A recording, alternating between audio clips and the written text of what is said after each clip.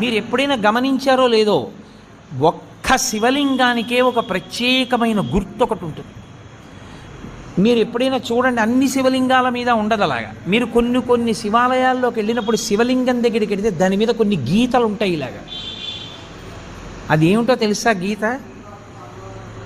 అలా గీత ఎందుకు ఉంటుందో తెలుసా ఎవరికైనా? అలా గీత ఉంటే దాన్ని బ్రహ్మసూత్రము అని పిలుస్తారు. అలా గీత ఉంది అంటే నీ అదృష్టం పండి నువ్వు అక్కడికి వెళ్ళావని గుర్తు. 1000 మాటలు ఓ శివాలయంలోకి వెడితే నీకు ఎంత ఫలితమో, అలా గీతలు ఉన్నటువంటి శివలింగం ఉన్న గుళ్ళోకి వెడితే అంత ఫలితం.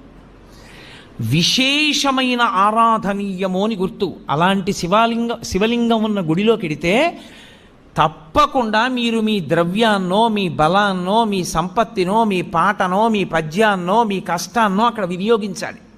శివలింగం మీద